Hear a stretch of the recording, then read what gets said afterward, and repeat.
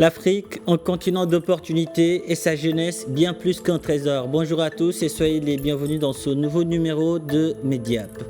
Il pouvait bien poursuivre sa belle carrière aux États-Unis, en Europe, mais Rui Mendes da Silva a fait le choix de faire rayonner l'Afrique dans le domaine de la construction automobile. Ce Sénégalais d'origine bissau-guinéenne, aux côtés de la Nigériane Nissi Ogoulou, est cofondateur de Kemet Automotive, la première marque de voitures électriques 100% africaine, dont voici le prototype, mais dont design a coupé le souffle. C'est un projet très audacieux. Kemet Automotive a une mission: concevoir des véhicules électriques de haute qualité, respectueux de l'environnement, mais surtout parfaitement adaptés aux besoins et aux réalités du marché africain, où l'entreprise implantée au Bénin compte lancer son premier véhicule en 2027 avec un prix cible de 25 000 dollars américains, ce qui correspond à environ 14 millions de francs CFA. Rui Mendes da Silva, cofondateur de Kemet Automotive, est en direct de Paris avec nous. Rui Mendes, bonjour et merci d'avoir accepté notre invitation. Bonjour Pape et merci à vous pour l'invitation, c'est un honneur. D'abord, pourquoi avoir décidé de donner le nom Kemet à votre marque de voiture électrique 100% africaine? Alors l'idée, c'était d'apporter un côté historique à notre marque, puisqu'on sait qu'aujourd'hui que toutes les grandes marques puisent dans leur histoire, l'histoire de leur pays, l'histoire de leur continent, pour avoir une communication qui résonne. Donc nous, on a cherché à avoir un nom fort. Donc Kemet, c'est un peu lié à l'ancien empire égyptien et aussi à tous les empires d'Afrique, pour mettre en lumière le fait que l'Afrique n'a pas toujours été dernière. L'Afrique a dominé pendant un long moment de son histoire. Et donc, l'idée, c'est vraiment de faire renaître cette grande Afrique à travers des projets comme Kemet Automotive. Justement, Kemet Automotive se positionne comme la première marque de véhicules électriques 100% africaine. Au-delà de ce symbole, comment, du design à la production en passant par l'ingénierie, comment retrouve-t-on ce 100% africain? Alors, c'est tout simple. Nous, aujourd'hui, contrairement à beaucoup de nouveaux projets de mobilité électrique qui importent des véhicules d'Asie, nous avons décidé de designer en fait nos véhicules de zéro. Donc, on a commencé par des sketchs, en passant par la modélisation 3D, en passant par la conception assistée par ordinateur, en passant par les jumeaux numériques jusqu'au prototypage. Pourquoi? Parce que nous sommes rendus compte que nous avons les talents africains pour faire ces différents métiers qui sont liés à l'industrie automobile. Et donc, c'est vrai que c'est plus long, ça nécessite plus de temps et plus de capital. Mais à un moment donné, il faut y aller, il faut qu'on se lance, il faut que l'Afrique aussi lance des champions industriels automobiles. Et c'est le pari que nous avons fait. Alors, vous avez laissé derrière vous, je le disais, une belle carrière en Europe et aux États-Unis pour revenir rentrer sur le continent. Quel a été le déclic, l'élément déclencheur qui vous a poussé à vous lancer dans un projet aussi audacieux que Kemet Automotive en Afrique? Alors, il y a eu plusieurs déclics. Il y a un déclic, je pense, qui est d'abord générationnel. On arrive dans une époque où beaucoup de membres de la diaspora africaine ont envie de donner du sens à ce qu'ils font et donc envie de rentrer pour contribuer au développement de l'Afrique, ce qui a été mon cas. Et surtout, étant aux États-Unis et travaillant dans la mobilité électrique, je me suis rendu compte que les problématiques que nous essayons de résoudre, pardon, aux États-Unis ou en Europe, étaient décuplées en fait sur le continent africain. Quand on parle de pollution, de renouvellement de parcs automobiles, de sécurité routière, aujourd'hui, toutes ces problématiques sont à résoudre en Afrique. Et si nous, Africains, ne le faisons pas, personne ne le fera. Donc voilà les différents déclics qui m'ont poussé à rentrer et à lancer ce projet ambitieux. Donc un projet, un véhicule électrique 100% africain et qui s'adapte justement à nos réalités. Alors, vous affirmez souvent, Rui Mendes, que l'Afrique est un maillon essentiel de la chaîne future de la mobilité électrique, notamment grâce à ses matières premières et sa population jeune. Aujourd'hui, comment Kemet Automotive compte tirer profit de ces deux atouts, à savoir les matières premières et la jeunesse africaine? Alors, toutes les études le montrent. Le continent africain est le continent le plus jeune aujourd'hui sur la planète, avec une grande partie de la majorité de la population qui a moins de 30 ans et qui donc est plus enclin à aller vers ces nouvelles technologies et qui nous donne aussi la possibilité d'avoir une main-d'œuvre qualifiée, jeune et motivée. Et sur le plan des matières premières, on a la chance sur notre continent d'avoir accès à toutes ces matières premières qui nous permettent aujourd'hui de développer les batteries. Donc on parle majoritairement du lithium.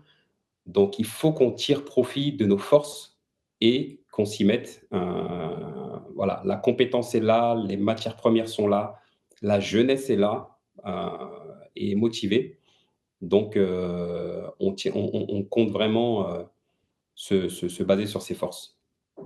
En tout cas, le marché automobile électrique est actuellement dominé par les acteurs américains et chinois. Comment Kemet Automotive compte se différencier au-delà du Made in Africa pour capter une part significative de ce marché?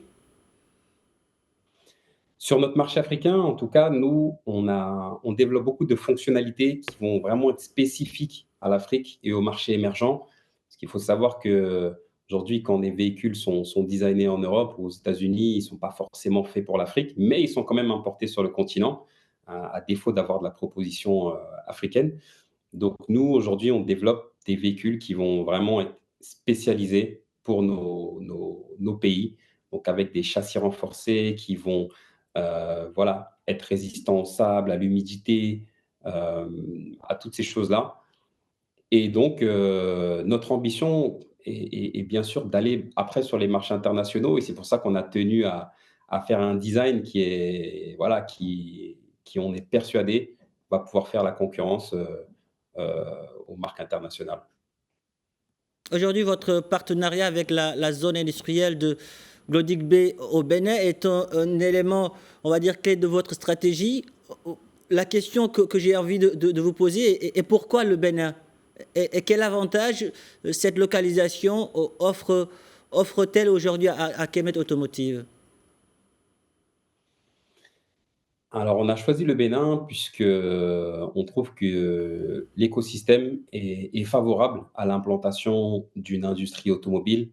Aujourd'hui, on a le côté industriel avec la zone, qui nous permet aujourd'hui de déployer nos opérations, avec un grand volet d'incitation fiscale aussi, qui permettent d'alléger, les entreprises et il y a aussi un écosystème d'écoles qui est très intéressant, qui permet aujourd'hui d'avoir accès à des designers, à des ingénieurs qui vont, demain porter cette industrie.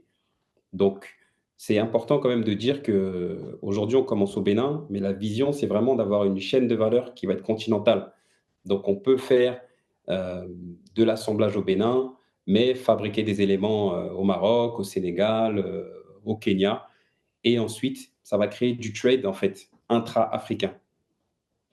Justement, en parlant de chaîne de valeur, l'approvisionnement éthique des batteries est un point essentiel auquel vous tenez tant.